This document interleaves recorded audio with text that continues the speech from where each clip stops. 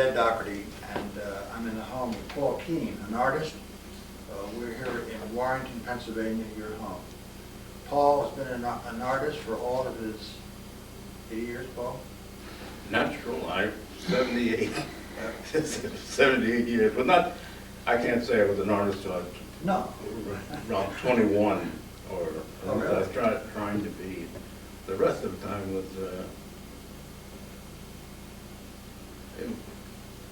trying to arrive at the point where one could say, I'm an artist. I don't want to, because I think that a lot of liberties that sometimes we take with that. Sure.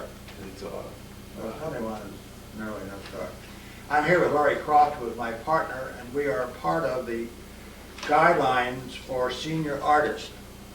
It's a project intended to work with an artist and try to catalog his works and bring his career, so to speak, into focus.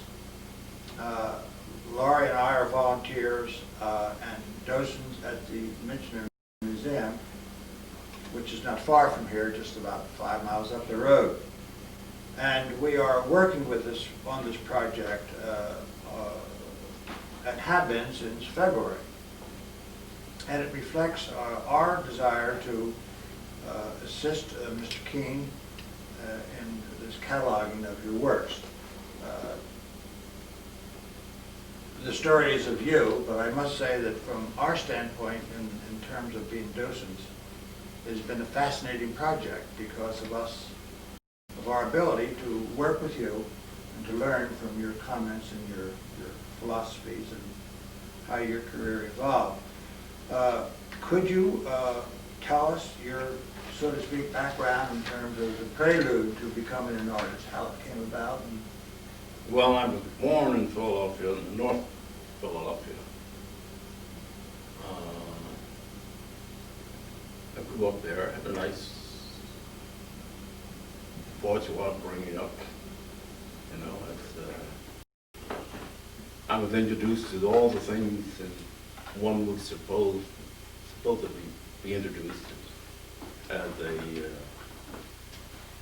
young person coming up in Philadelphia. I went to school, graduated from Central High, and I was the 171st class, which was the last class out of the old building. And I went to the, at that time, School of Industrial Arts, which became, at a later date, the Philadelphia Museum School, and later became the Philadelphia College of Art, and then it finally ended up at the University of the Arts. So I mean, we have a kind of joke that we don't know which school we graduated from because it isn't there, you know. Why do you take credit for all of them? Take credit for all of them. Yeah, well, we do, but then, you know, it looks like you've been in school all your life. Well, along that line, as you were developing, so to speak, your background, your education, any teachers along the way that influenced you, that motivated you? Yes, there was a Paul Keene was one. He's was an art teacher at Central, and Herbert Pullinger, who taught printmaking, and Benton's Broads. But I think the greatest influence on me was Robert Briggs, because I entered there with the idea of being an illustrator. That was my great desire, to follow in the path of Norman Rockwell and do the Sarah Eden Post cover and all that. And I had a heck of a time until he pointed out one day, he kind of took me under his wing, and he said, "You don't want to be bothered with this. You want to be a painter. Why don't you just go ahead and paint?" I didn't know anything about painting. And everything I thought about was a story. And he explained to me, he said, "Well, I'll tell you what I'll do." He was a great friend of Alex Abel's at Tyler, who taught the chemistry of paint. and I knew nothing on oils. How old were you at this time? Roughly. About 18, Oh, yeah. somewhere in there. So I said, okay. And he, through Abel, gave me my first real artist canvas. Well, setting modesty aside, Paul, did he see a talent or a dimension in you, do you think? I mean, I hope he did.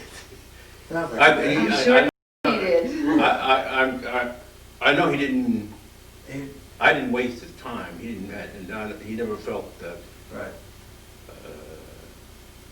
I was wasting time. In fact, we corresponded most of the time that I was in the service, because I was worried about being away from art for some years, and he told me not to worry about it because you'll be a better artist. By the time you saw everything else, where you've been, what you've seen, it will work for you.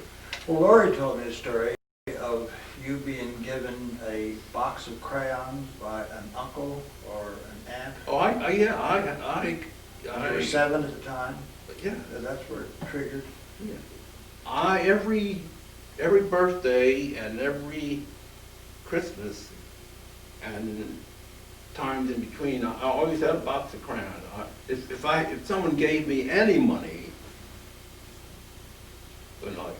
I'd go. That's what I'd go to the store and buy a box of crayons.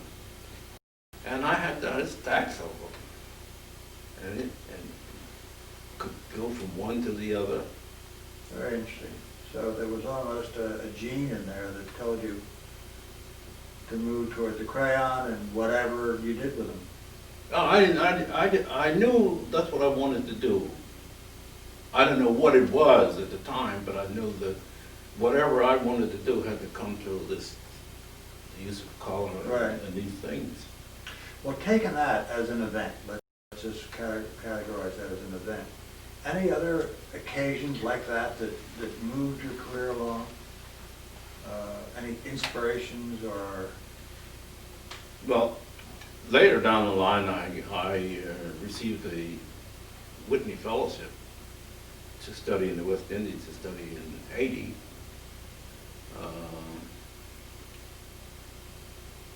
Other little things that I've forgotten. Well, when you say Whitney, do you mean, was he the ambassador to England? Yes. Oh, yes. And he had a foundation and gave a certain amount of money each year to, if you apply. Oh, really? And I applied, the first year I applied, I didn't get it, but then the second year, I had a friend tell me, don't worry about the first year because nobody gets the first year. Nobody gets anything the first year, you have to come back. So I applied to the second year, and we were in Europe when I applied. In Paris? Yes, and I didn't get the answer till we arrived home, which in one way might have worked out well, because if we had gotten the money in Paris, we would have stayed. And they, whatever life, we couldn't make it out of it, but we were broke when we left, and so I guess it worked out because I would have never gone to Haiti. Right. You got both. So it worked out well. Let's backtrack and tell us about Paris. 3 years. Well, the only thing I can say about Paris from the time that, of about the time that we were there, it was the greatest place I'd ever been. Really? Really, it was just. What time was this now? This was right, it's in 49. Oh, yes. And it was right after the war. There was still soldiers and all around, but there was just something about being in this place. You could walk anywhere you wanted to walk at any time of night, and there was always something going on, and there were groups of artists. I mean, you'd meet all the artists. That's where I met Romeo Bearden when I was there. Name a couple of them. Name a couple that you don't necessarily have to have been friends with, but you related to and so on. Well, Romer was one, Bill Rivers, another one. I met, in fact, I helped him to move, but I can't think, who's the painter that just died about a year ago from California? Very well known. Sam Francis? Pardon? Sam Francis? Yeah. I met Sam Francis because Bill and I helped Sam Francis move from his hotel to the hotel that Bill was living in, so we got to know each other. You were always meeting people, and half the time you met so many people you didn't remember them, but you remember Sure. faces. Sure, But it was a great experience. Really? Oh, Uh-huh. Had a real influence on your career. yeah. Solidified your interest to become an artist for the rest of your life? Well, I had decided long before that. I think I decided back when I was 7 years old. Oh, the crayon, yeah, right. Because I didn't want to do anything else. Right. There wasn't anything else in the world that I wanted to do. Nothing. Right. I mean, this is what I wanted to do. And this is what I did most of the time. Well, you know, in the course of our work here as partners in attempting to catalog your works through your career, you made it known that you wanted this job to get done so you can get back to painting. So we got the message, didn't we, Laurie? I admit, I go in there and look at them and look, say, oh. Right, as we speak, you're ready to go, right? Yeah. That's great. Organization interrupted creativity. No, it just, you do something for so long that when there are long periods away from it, it begins to gnaw at you, you know, you begin to wonder the time you're losing. And particularly now, the age I am, time is important. I don't have much of it left. So you want to use every bit of it. And this is all part of it. I think it's a great thing. But if someone, I still want to get back to painting. Of course, we want you to, too. Paul, kind of a tough question because it can go back so far, but what was the first spark that you had of going to the career of being an artist? What was the first confidence builder? What was the first realization that... Well, I didn't, the earliest I can remember is that my grandmother took all of us down to City Hall and up to the platform around Billy Penn's Right.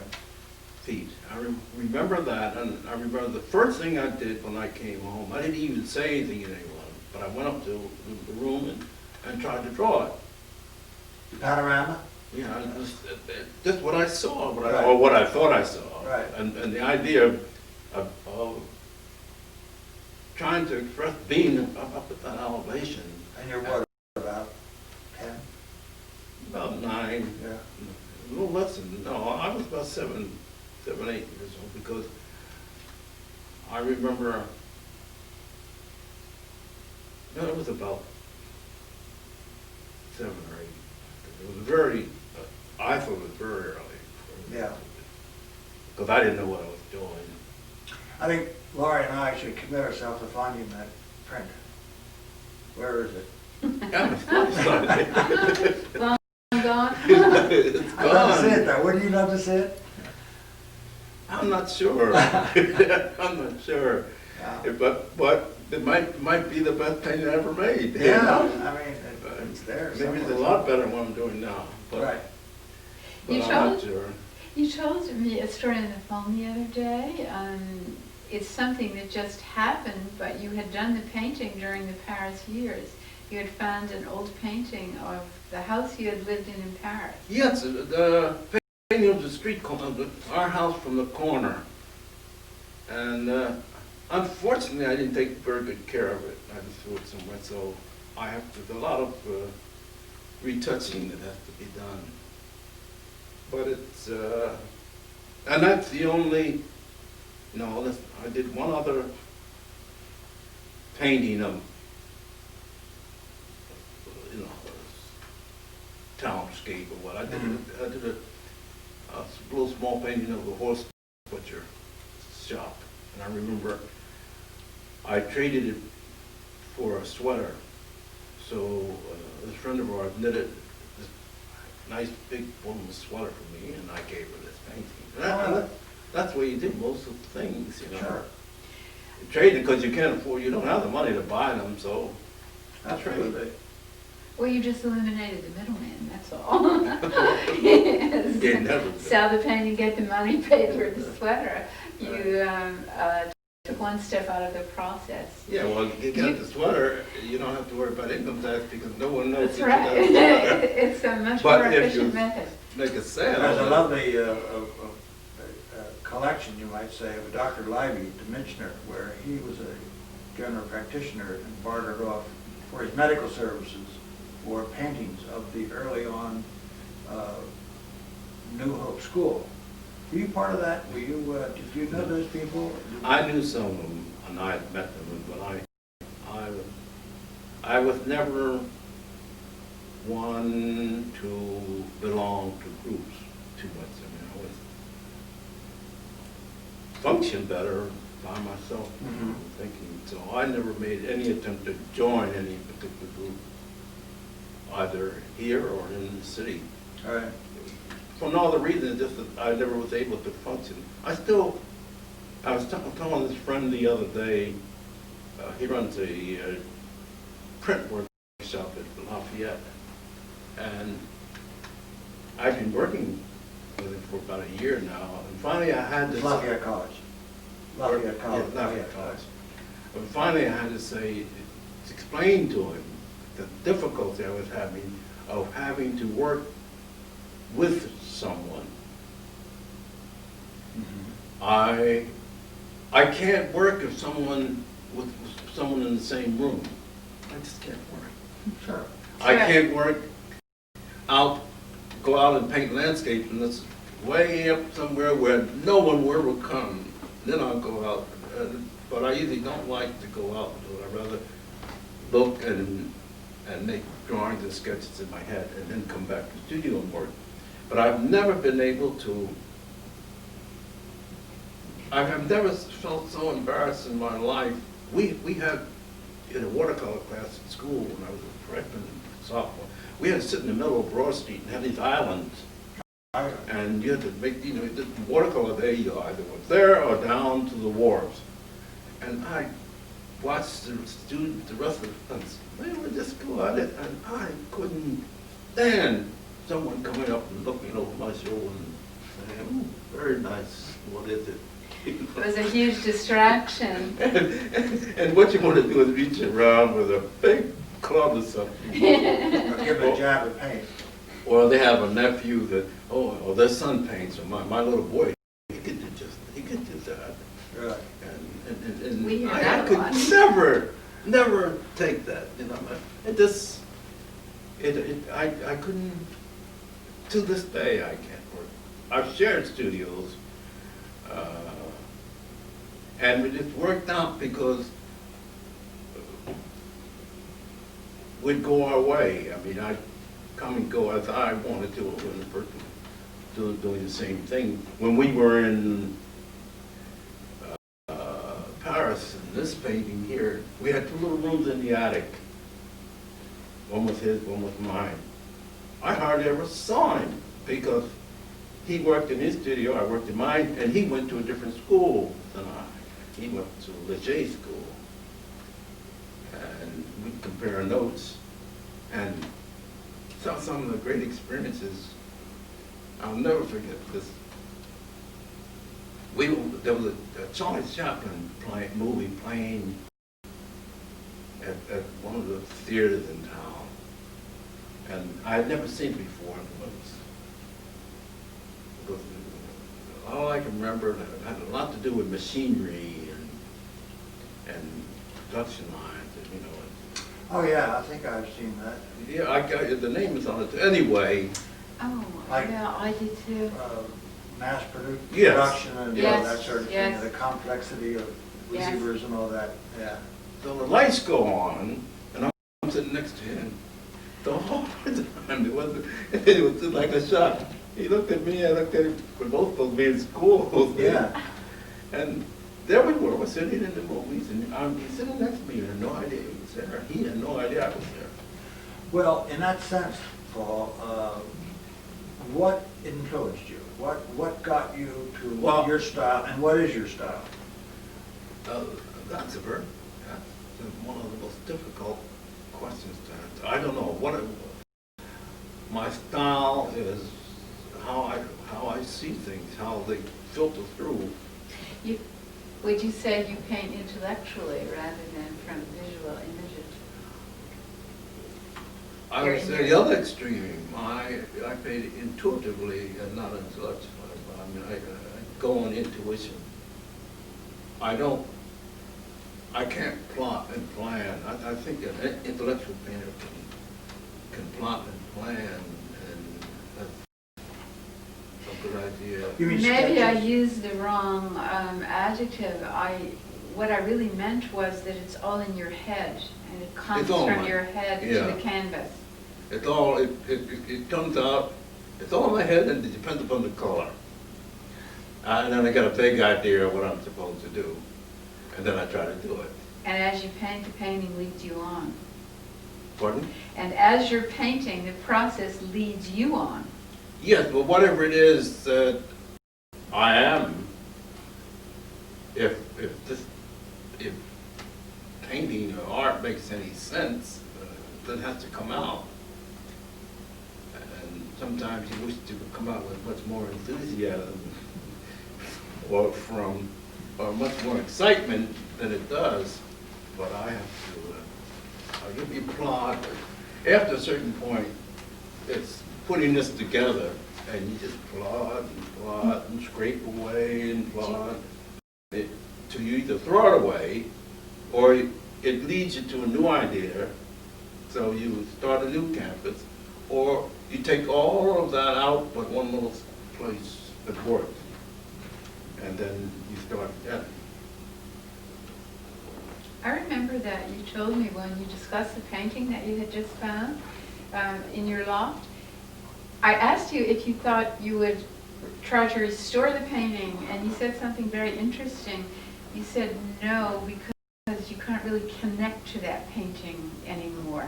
I think that's an interesting statement, and perhaps you could talk about that a little. Well, that I think that happens a lot for everybody. Sure. It was a great idea, and somehow you would take it away from it, and in the attempt to go back to it, it was no longer there. And I think that's what is behind my appearance of wishing this was done with, because I'm very appreciative. I think it's the greatest thing that ever happened to me. I think to have people come in and help you put this together, but at the same time, that there are two canvases in there that I have to look at every day, and I turn them to the wall. I get away from it, but I've got to do something, because otherwise, what I'm afraid of is that I will lose the kernel of the idea. Mhm. Because it isn't secure enough. But we You don't mean want that to A happen. phone call could interrupt that, I mean, when it's. Anything can, yes, Yeah. a phone call. I hate to get phone calls anyway. I don't like phones. Well, that's another philosophy. But it's anything, can come along, and sometimes you reach a point where you know that this is the end. I mean, and you're not even, and it's not the end because you're not really finished, but it's the end because you can't go anymore. You've emptied out You're emptied out, in terms of that And particular suddenly canvas. that that spark or that idea had disappeared completely. And I have I guess it's not a bad habit because it's what I've always done, and I like to think I don't have bad habits. But yeah, painting, you work over and over until you kill it. You know. But I think the statement that they attributed to Picasso was that to find the painting you have to destroy it. I think that's true.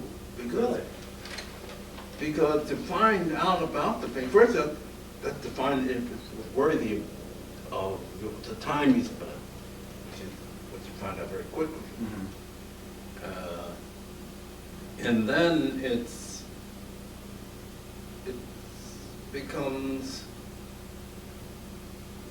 such an intricate kind of thing. Whatever is in there, you have to destroy practically everything in the painting to get that, and then bring everything up to that after you've discovered what it is. Sometimes you don't discover it at all. Well, in that light, I mean, you're talking about the core of the spark that you have of what you want to do.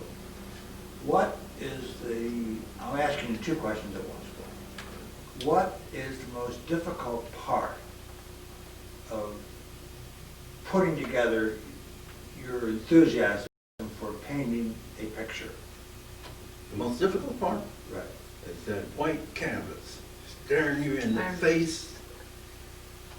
Beautiful. And you're going to destroy the beauty of this canvas to put something down. You think it's worthwhile when there's nothing that really should touch that canvas. And you do it. You just close your eyes and make the first mark, Right. and then there's no problem because you've destroyed that surface. But that is the toughest part, at least I find, of painting. Right. Is that it's that first brush stroke on a canvas. That's got to be it. Very interesting.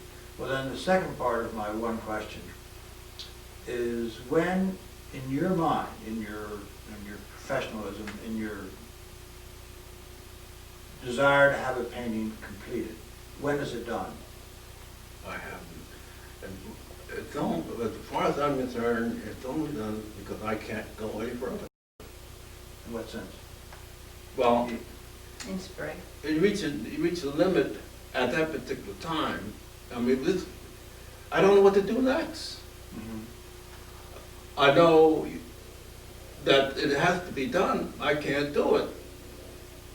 So maybe So it is a matter of space on the canvas. It's your inspiration that is.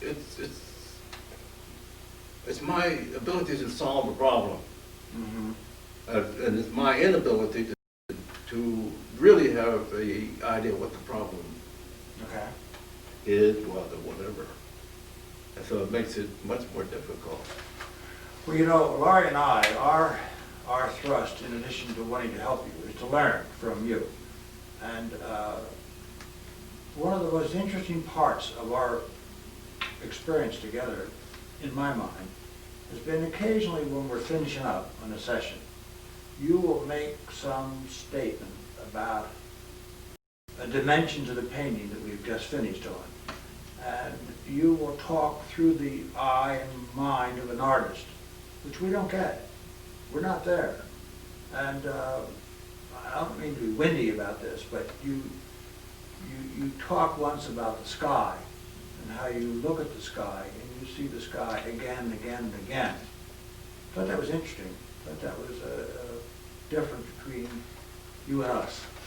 Well, when I was younger, I used to lie in the fields out here and just look at the clouds going by. I mean, they're changing shape so fast, depending upon the kind of day, or if it's a real summer day, they're hardly moving.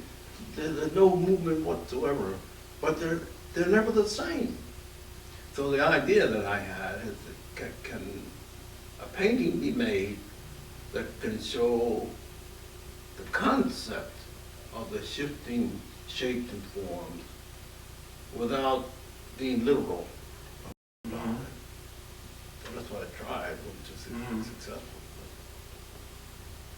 Well, that was a Thank you, treat, Art. that was a treat for us, when we would get you to talk like that. You didn't know that you were talking for our ears, but you were, and it was fascinating Well, each time. I'm glad Yeah.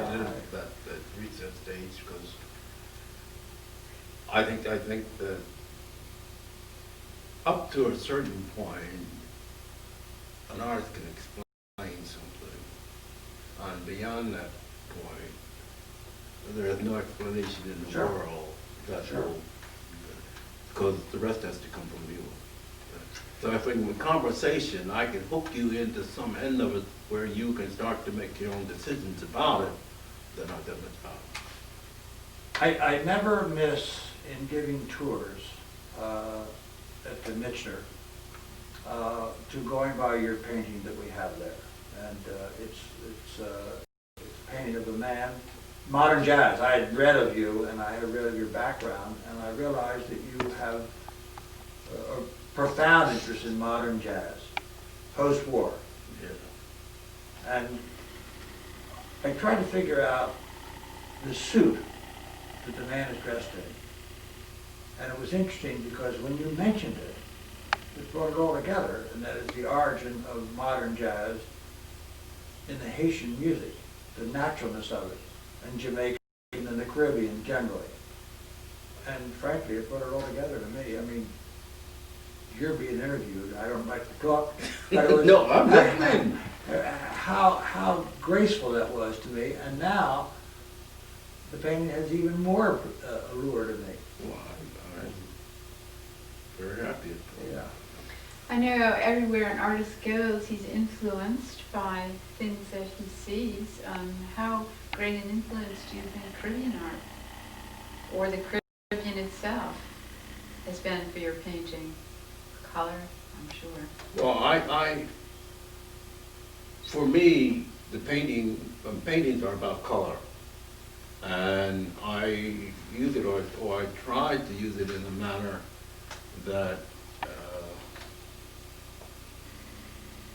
allows the color to dominate. And the other forms and the other things that are necessary are there, but they don't get in the way of what the blue is going to do to the red. Because that's always there.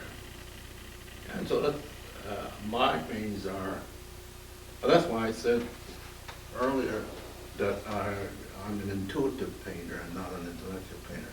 I don't think an intellectual painter would do it that way. He would have already, he knows already in his head what the red's going to do. So he tries to put down what he already knows about that red and puts it down with authority. Where from my viewpoint, I don't know anything about that red, what's going to happen to the red until I put them down this season. As we've been talking, I've been glancing at the series of landscapes or skyscapes up on the wall over the fireplace, and I think that they illustrate a lot of what you just said. Would you think I was correct in that? Up here? They're Beautiful color combinations. and you stumble on these colors sometimes. Beautiful. And Do I gather from what you said in your answer to Lori that color is important? I mean, that's very complimentary, but I mean, it seems like a priority to you. It is color is the most important thing to me. Well, and yet I love drawing, but I keep them separate. Color creates emotion for me as a person looking at a Well- painting. It definitely creates emotion, an emotional response. I think that's behind all my pain, and sometimes I don't understand. I know what's going on here, but It's interesting, as a docent at the Michener, that's a question I ask children a lot, about the colors in the painting, and then how does it make them feel? And even the little ones, children are so intuitive. They always seem to come up with what you would think would be their response. The soft colors make them feel quiet or warm, And the strong colors give them energy. Children are great at intuitive responses. Well, you know, it again, paraphrasing Picasso says is to really do this, one must become a child again. And go pots, paints around. Throw out all the learned responses. Yeah, and it's so true. Yes. You know, I think that's why most artists, when we see the work of children, I mean, there's just something exciting with something about it we wish we could do, do it the way they do it. You know, I watched my nieces, and when they would work with crayons, and there wasn't any hesitation about this, where this is going, where this is where it is, and they bring up some beautiful things. My niece in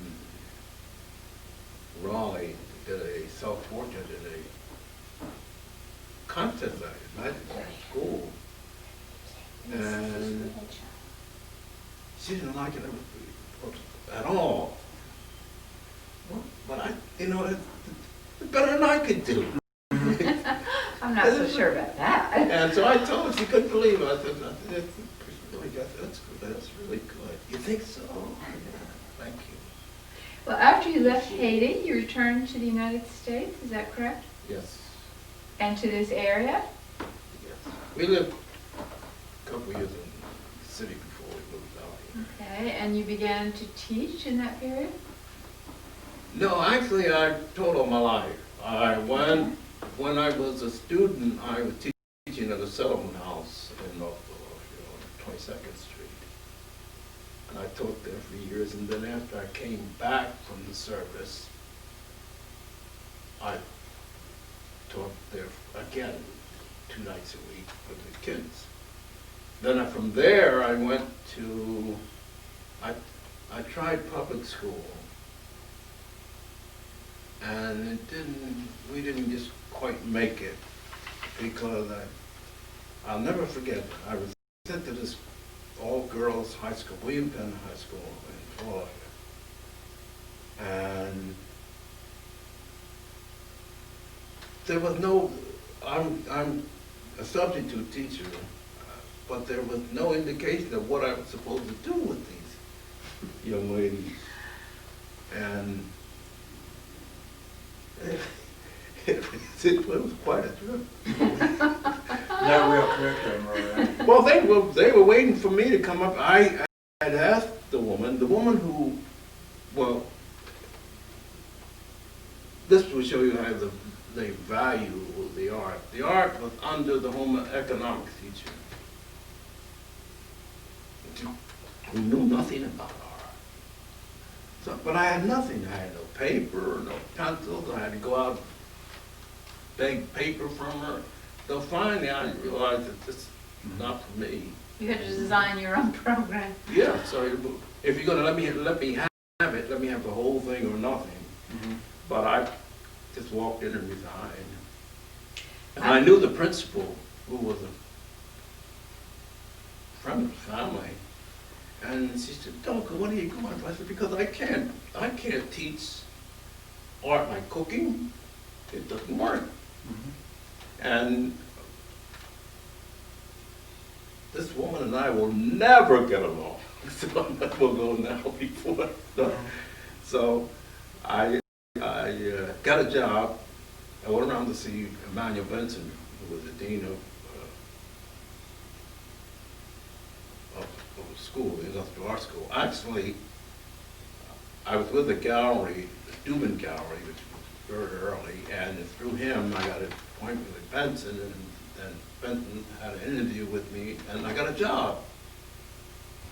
Wasn't much, and when I think about it, it wasn't because we were paid $3,300 a year, and but at that time, I was going to say, but in those days, you have to relate it to the time. That wasn't bad, because we never seemed to, I mean, we had always had enough to eat and pay the rent. And so I started teaching there.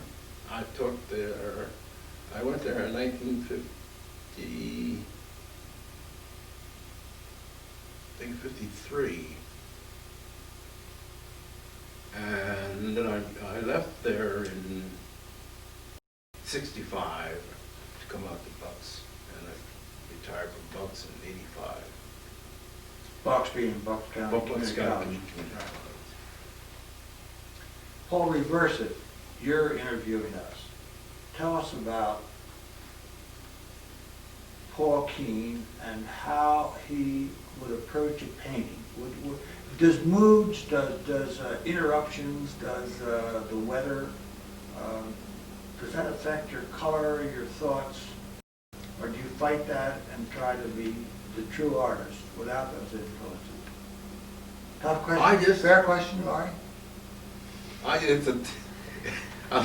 trying to find a way into it. You threw a lot out there. I know I did. Creativity is something, it's hard, you can't package it. It's whatever I get moved does a lot to do with it, except that it's not the weather, it's me. I happen to know that of course I'm not now because I'm trained by now, but I was a very moody person. But my life, Well, I'm not trying to analyze you, I'm trying to analyze the artist in you. I depend on it. I don't try to erase the moods. I try to make something out of them. And sometimes they're in such a way that there's nothing you can do, and they aren't. There's no way that you can get to it because sometimes it's overwhelming. Another time it's just a little whiff of something that just disappears, and you wish you could get it back. But As we've been I'm sorry. Go ahead. No. As we've been cataloging your paintings, all sizes are present. You choose canvases because of what you might be thinking about painting, the size of the canvas. For instance, these are beautiful little cameos over here. And you because they were pieces of paper that I refused to throw away. Okay, so it's just a pragmatic thing then? Yeah, well, I try to use everything. And I don't throw, which is one of the problems in there. I don't throw things away when I should. But I'm always saving little pieces of paper because they're great for making these little kinds of little notes about something. But and I just save all the scraps. Some of the paper I have in it now over 60 years old because a friend gave it to me about 35 years ago, and some of it is becoming very brittle. And he gave me a few sheets of manuscript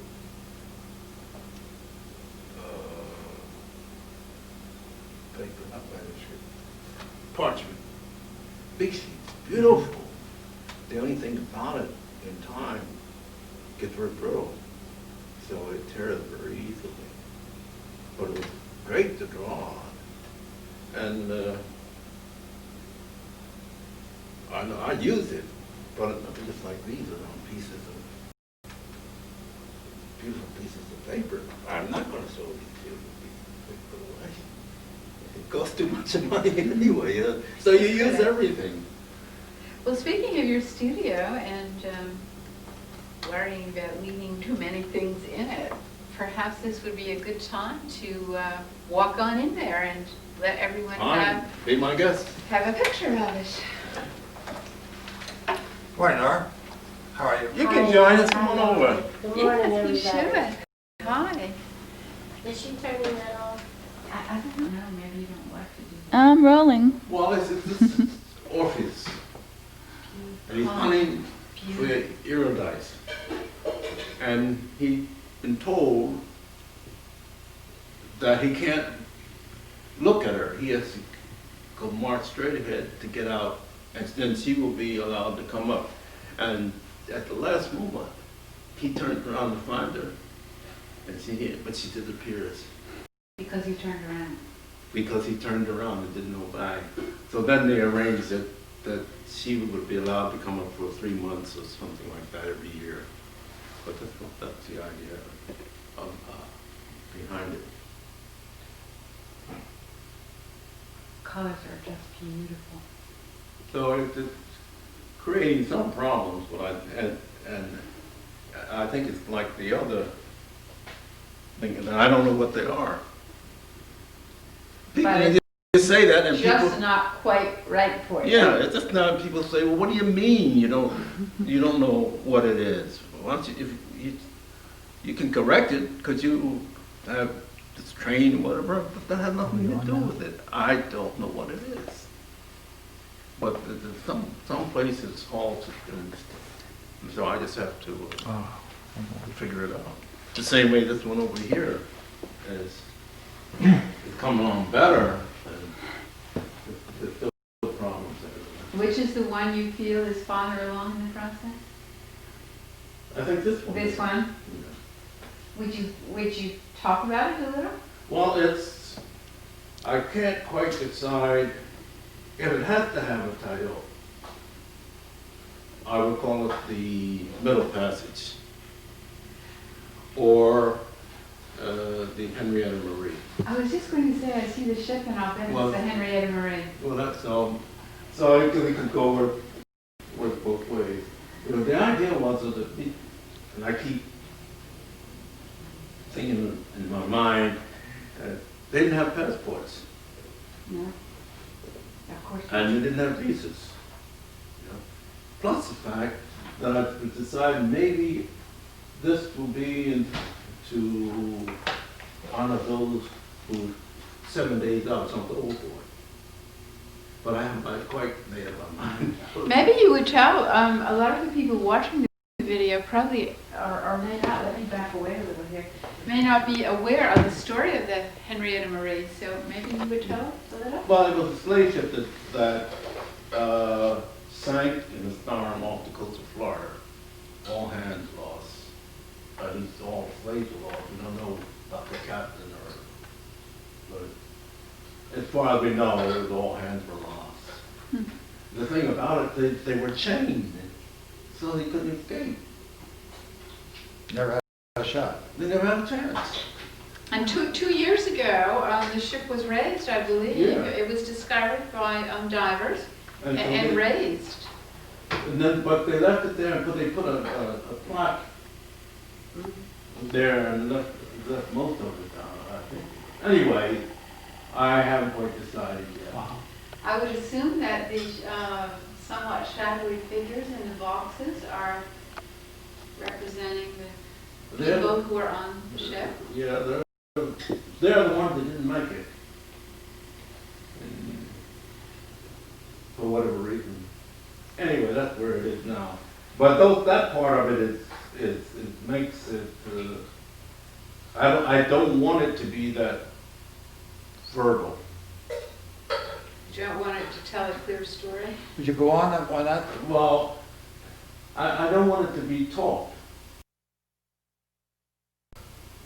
I don't think it is, but What, do you want it to be a statement about A the statement. brutality of it and Yeah. the inequity of it? and equity All of it, the- all the and where I stand, and But I awareness. have a strong emotional response to it because I know the story. Yeah, well, And I think that it very clearly expresses that. But I would have to say, probably knowing the story helped me a little with it. sure. It's, that's why somehow I think if I just at the middle passage, there is more that has to be discovered by the viewer. Well, that's I think true. But there is a social message intended by you to, Yes. sure. Well, there again, I think that whether I want it to or not, everything I do will have a message of some sort. Right. Well, even though. I don't even have to think about it. Sometimes I don't even want to think about it. That's what I like about the clouds and the little seashore thing. It's that clouds and that seashore. You know, there's nothing. Sure. Emotion, no, I can't say that because if you look at them, feel them closely, the colors are such that there are either storms that are beginning to form or storms that have passed on to the next. But there are grays and darks and and I find that. Do you know, Paul? Well, I'm sorry, No. as vivid as the colors are here, for me, there's a certain sadness. Well, that's what I want. That's the response that I have to it. Now, I don't know, maybe I would have had it anyway had I not known the story. But I did know the story. Perhaps I would have had the same response. The same. Yes. If that's just one, the story is about the same thing. Right. So the middle passage takes them all because that means that it begins in Africa and goes to Cuba and then flips to North America and South America. Paul, in looking at many of your paintings as we've had the occasion, I noticed that there's a pattern here always of silhouettes of people or little cameos, all messages, all your memory, all experiences that you. Yeah. Mhm. And the odd thing about it is they appear. Sometimes to me it's scary Mhm. because I'm not attempting to make a portrait or to draw a head or a figure or face, and suddenly they start to appear. Maybe it's my imagination runs away again. But You mean some No. memory of someone you knew in your life, maybe a neighbor. someone I knew, or maybe someone I didn't know, but an accumulation of all these things. Sometimes they are people, sometimes I recognize people from when I was a child. I wonder what he's doing in my painting. Sure. I didn't want him. Really? It's that spontaneous, it's that, Yeah, but it's scary. who is that guy? Yeah. And why is he here? How did he get here? How did he get here? And you know, It makes you even wonder perhaps if some of these faces have just arisen Well, from the past. See, I have You want to sit down, a Paul? vivid imagination. A No, I- spiritual connection almost. And at a certain point, sometimes these things, I'm nuts about saying this. No. No, come on. But they seem to move, to have their own subtle shifting of the colors shift, but what was red suddenly appears a red that has blue in it, or a blue that has red in it, but not a red blue. I mean, all kinds of crazy things Sure. that go in my. But sometimes these things I have to stop because it's too heavy for me. They're not planned or sketched or. I can't do it that way. Well, Right. these faces to me almost look as if they might I be have to- personas all- from the past. I start everything directly on the canvas. I don't make drawings for it because it becomes something else. And I do believe that drawing has the right to exist, it's not right to its own existence. So I won't draw for, I have no drawings of these. Mhm. They just happen. Ad lib, right. They're fine. And when I draw, it has nothing to do with paint. Mhm. So I keep them separate because I feel better that way. Mhm. And the other reason is when I get them together, I get mixed up. And is this about drawing or painting? And for me, I find it can't be about both. But I always hope that in the end, that the drawing is there for someone to see who understands drawing, because drawing is a support for this. Sure. It's the research. Now, that sounds like a contradiction. I think that again.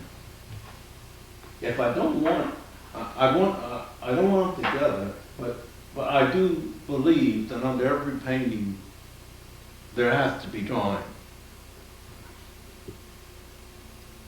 Every work of art, that, you know, whether if it's a piece of marble that the sculptor's tilted away, it's drawings in his mind, but the drawing is there. It's like the Well, grid, yeah. like the It grid. isn't necessarily on a piece of paper. No, yeah, that's It's right. great. It doesn't have to sit down and define it, it just start to throw color. Right. And that's the way I've always worked. I find myself in trouble. I remember I had the greatest in school respect for the real intellectual painters in my class. Because I couldn't do it. And then yet they were able to do things intellectually. I mean, they could do a Renaissance drawing without even thinking about it. They were drawing Renaissance. Or they were drawing Impressionists or whatever. But I couldn't, I would try to do it, couldn't do it. Because it wasn't me, I didn't have that connection. Whereas I could do the other things easy enough that engulf my mind. What other things? What are you? Well, just like this thing here, which is from Orpheus. It had nothing to do. It had nothing to do with the movie, Black Orpheus. But they're both about the same thing. But people make the mistake of thinking that I'm trying to interpret Black Orpheus, the film. I'm not. I'm trying to see it in a fashion, in a way that Orpheus is everybody. Whereas there was this movie about Black Orpheus. So what? It was a great movie. And a universal theme. Huh? And a universal theme. Yes, and Orpheus is everywhere. I mean, we lose things, we lose people, relatives, friends. We hunt for them, can't find them. You know, we don't know where they are. It's Sometimes you can't find them even if they're there. yeah, and I think that's the worst of all. And to know, you know, they live a block away and you could never make a connection. That happens a lot of times. So the artist goes from the image that he wants to present to a philosopher, and in and out. Sort of. Well, I think every artist has to just like every writer or musician has to have a philosophy about something. I think that's one great example. I think that's one of the things that distinguished Duke Ellington from everyone else. And when Hit Bang hit that first note, you knew it was Ellington's band. It didn't belong to anyone else. And you knew he was talking about the A Train. That's right. And if you've ever ridden the A Train, it was the A Train. I know, sure, I understand. So that's what I mean. I mean, when there was no question about when Basie hit the first 8 bars, you knew it was Basie. You didn't have to worry about anything else. And then go right down the line. Mr. a good Saturday one. Dance, yeah, all right. That's I interesting. know that you and Ed have talked about jazz a lot, and I know that it's been a great influence in your painting, or maybe I shouldn't say that as much as you have focused on jazz musicians a lot in your art. Well, Would you like to talk about that at all? I grew up with a lot of jazz. Oh, you did. And I grew up with a lot of, in my family, a lot of musicians, not jazz, classical musicians, singers, and my uncle was a piano player, taught piano. My other cousin was an organist and taught the into New York City. So there was always music from day one In your family, in my family. right? And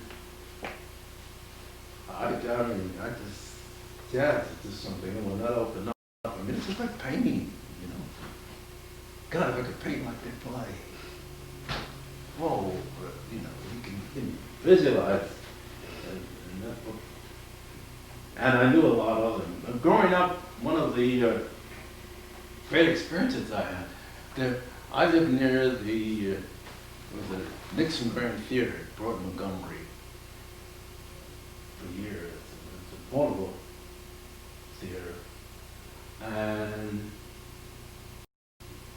there was a hotel down a block away from where I used to live, where all the musicians stayed. And what we would do is we'd be there, so when they drove up to the theater, we could carry their bags in. If we carried a bag, then we got it free. Oh, really? So we could, they just let us, you know, somebody walked in there with a tobacco pouch, you know, carrying. We walked in, it was free. And so we just enjoyed it. Get in, and then we used to sneak in. Someone would go in and unlock the fire escape door. We would put a block there, and we all only 5 minutes. Really? But it was just a craving to be here. That was one of the great parts I can remember. Just hearing that music. The post-World War II Paris scene that you were part of, Yeah. jazz was important Jazz to it. was coming out, and Bob was just coming in. Right. And a lot of the fellows were just stayed over there, and a lot of fellows had come back because of freedom movement. It was just great. Mhm. A lot of energy in the air. Pardon? A lot of energy in the air. Everything. Had a great deal of change too, wasn't there, from Yeah. more classical music to different versions? Because you went to everything. You went to concerts, jazz, classics. There were a lot of student musicians who would have concerts, and you'd go, you get free tickets, and you could get free tickets to everything. And we lived about 10 kilometers from Paris. So we had to get the train, and then we had to get off in Anguin and catch a little train that went up the hill to Montmorency, which was the funniest train in the world because it was the exact copy of the train that Degas painted in the station. It was just like that. It's unbelievable. And these old-fashioned carriages, just like they painted them. And they used to pull up the mountain and back down. They never turned around. It pulled up and then it was great. And it had nerve enough in this carriage, which must have been 100 years old. It had nerve enough to have first and second class. And there was Same view, same speed? same seats and dirty windows and whatnot. That you didn't get into no advantage to it. I used to love the ride. Yeah. To be in an environment such as that, the way you described Paris, with the openness and creativity, it had to be very stimulating to an artist. Yes, because everybody, all of us were there for the same thing, and we would meet people that we had been in school with, and we found they would tell you, well, sorry, so-and-so, the hotel so-and-so, and then we all used to meet at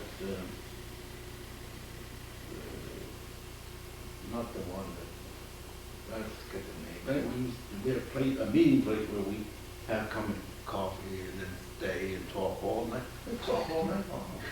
And then we had a house in this little village.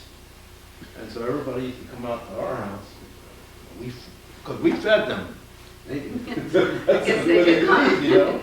So everybody came, we'd stretch it, so everybody could have it. So, I it was a hear, good time. I hear so much about the beautiful light in the south of France. Pardon?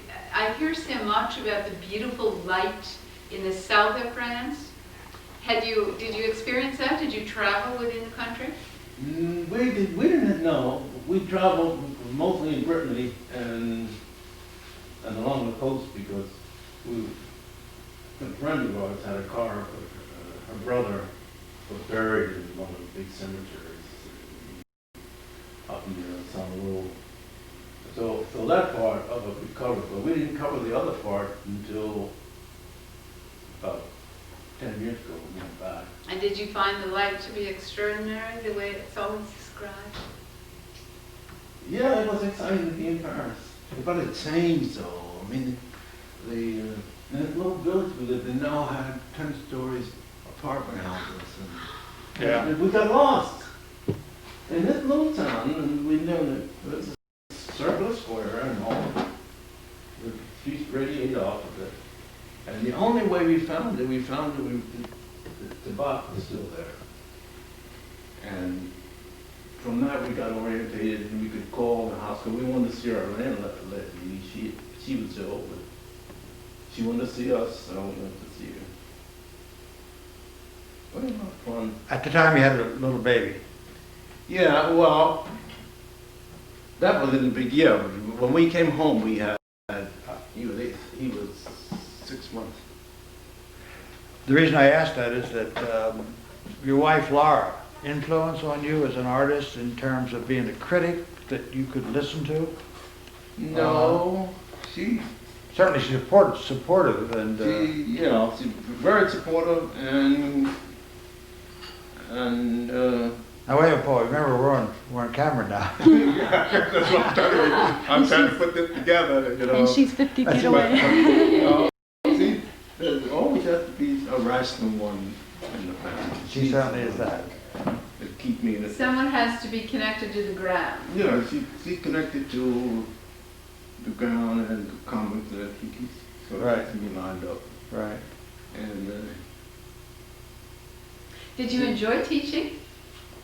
yes, up until the end. Now last year, that's when I decided to retire, when I no longer Enjoyed cared it. for it. No, I loved it, but it wasn't, for me to stay wouldn't be fair to students because I was no longer interested in their welfare. Mm-hmm. I felt, I reached a stage that I thought I had to look at my own welfare. Yeah, sure. You know, You're- there's only so much time left, and I wanted to use it.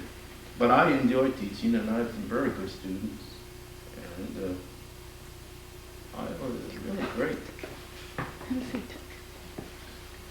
Well, you know, in that sense, speaking of students and art, Paul, why don't you sit here? No, because I can't, Are you comfortable there? I have to You okay? get up and down. Okay. Because if I don't, I'll freeze. We're And then I you have to carry me up having a very cold in spring. the seated position.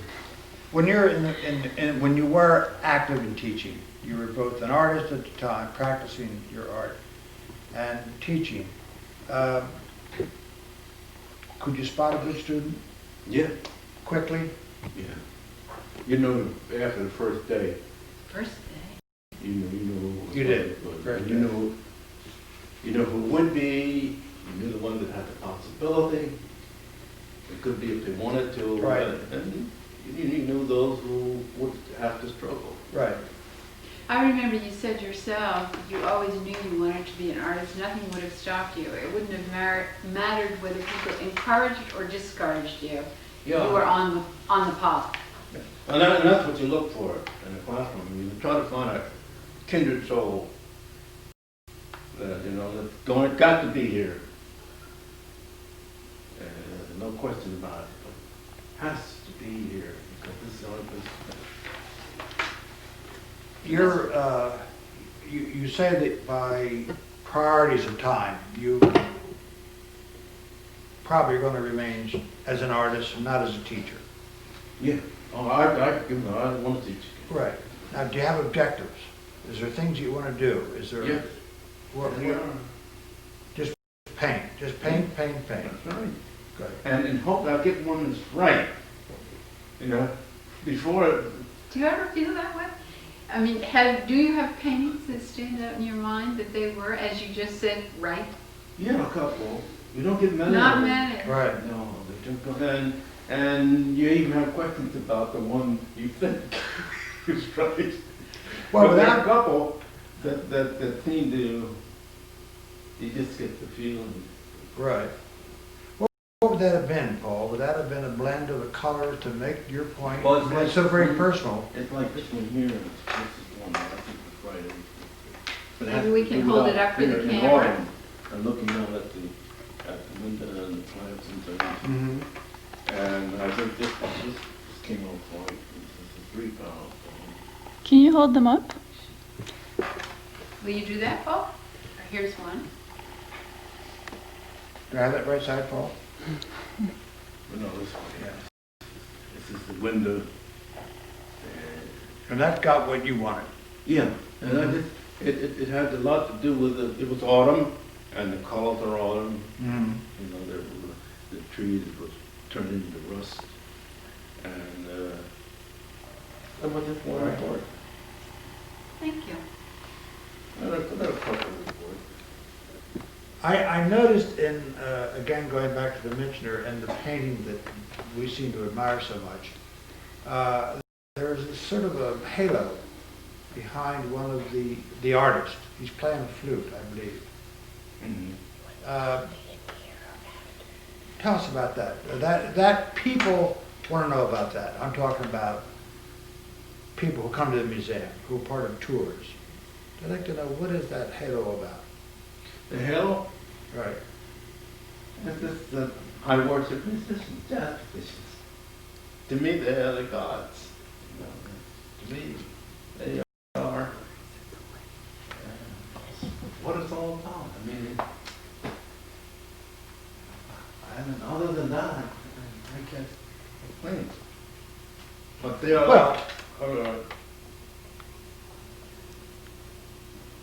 you know, it's like it's an almost religious thing. Spiritual. Yeah. And I think that painting projects that. It does for me long before you talked about it. Well, that's why I wanted to say, this is one of the group here. Another one. Yeah, people always ask me what the hell is. Well, that's, they're my gods. And this is the way I. Okay, would you like to Oh, bring yeah, it over well, so it that always- Zoran can catch it? it provokes amongst people that are in tours a question. Well, they always ask me, everyone asks me, what do they have to do? And I say they're very, to me, they're very holy people. They're very what? Holy Yeah. people. I mean, gee, it has nothing to do with, it has to do with music. And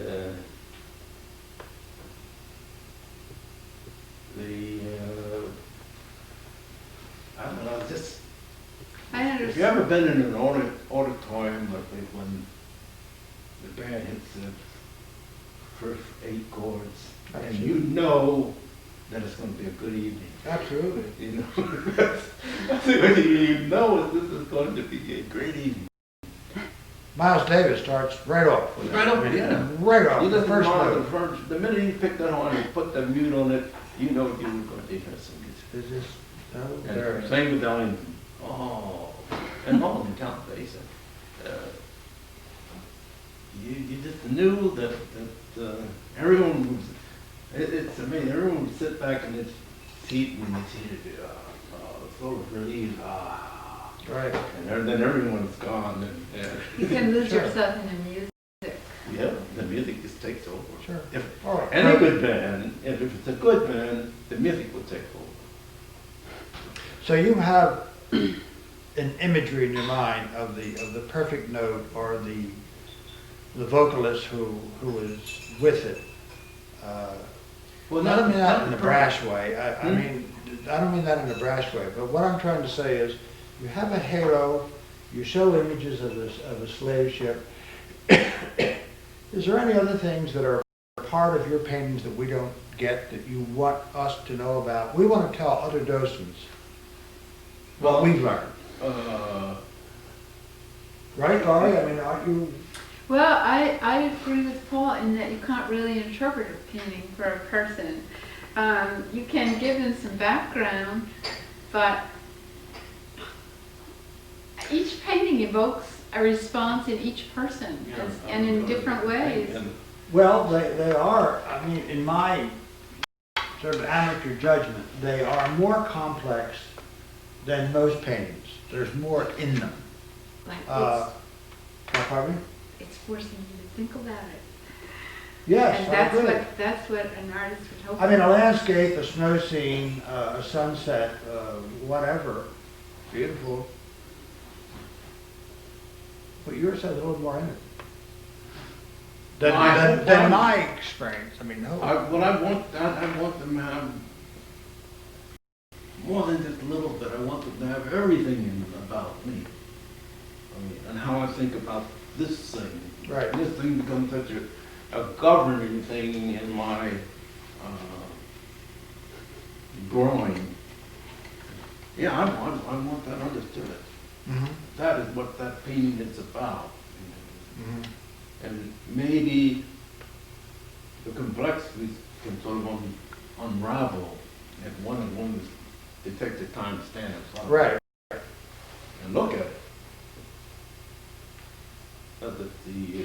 It probably requires a certain level of sophistication about art, as with music, to be able to do that. And perhaps that's what Ed meant when he said a little clue here and there helps a person who lacks that sophistication to begin to look into the painting. Yeah.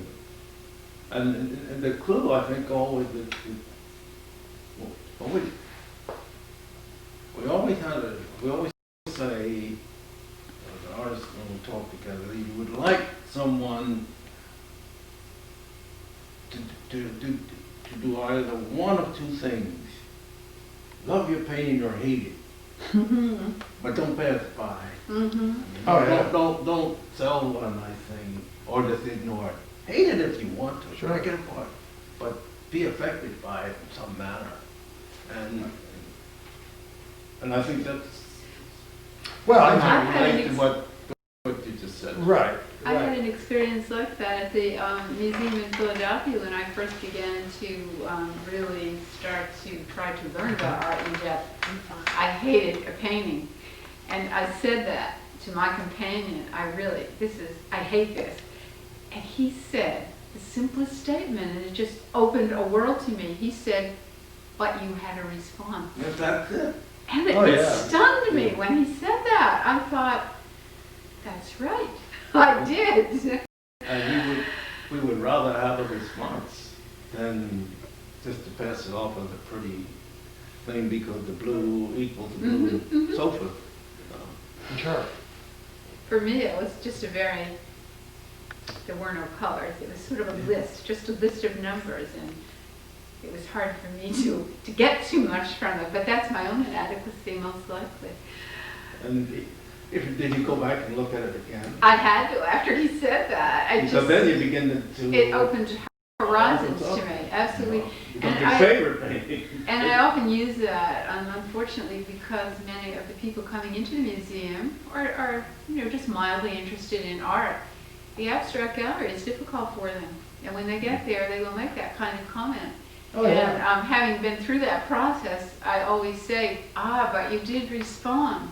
Let's just take a minute or two to look, and perhaps you'll see it differently. And invariably, in groups of, say, 20 or 25, there are 5 or 6 people who will linger behind then because you gave them a little clue or just a little help as to how to move into the painting.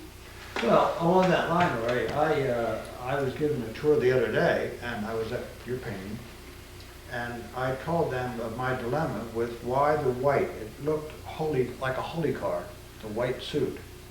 And then you explained it to me, and it absolutely brought it all together, helped me. Well, she added a dimension to it, and that was the shadow and the way you used the blue of the man's elbows. He's played the flute, and the elbow is out.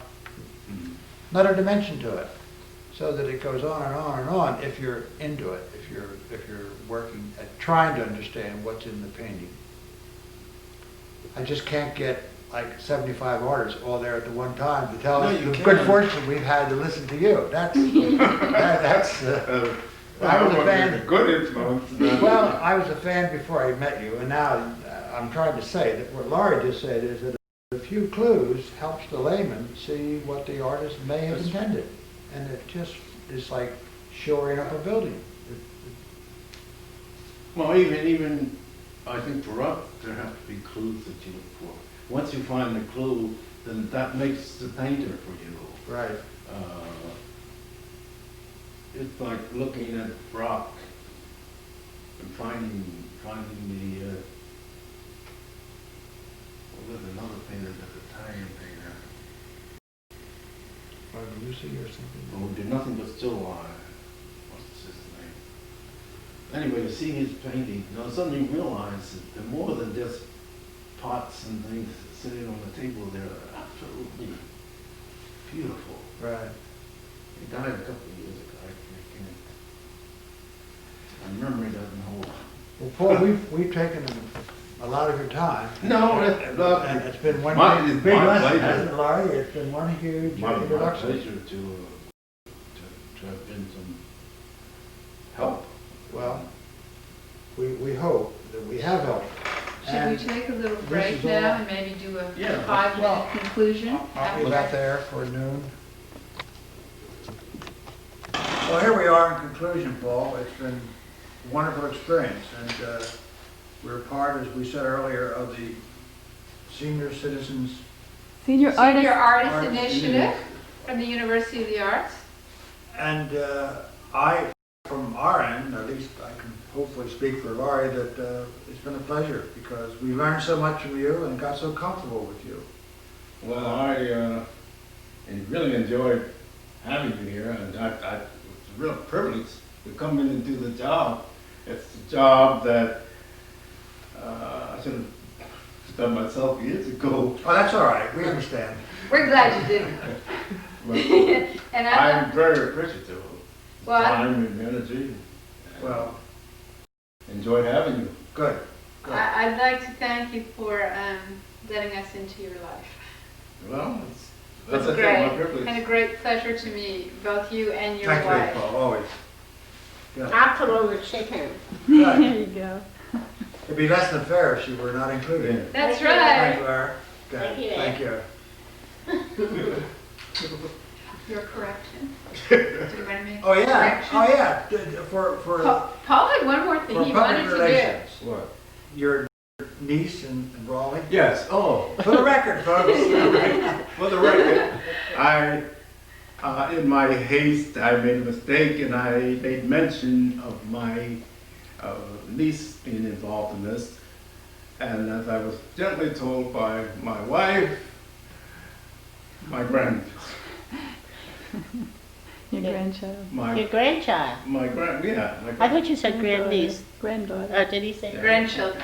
well, I say grandchildren, because Okay, fine. they all fooled around with the crayons earlier. Well, for the record, is it clear? Good.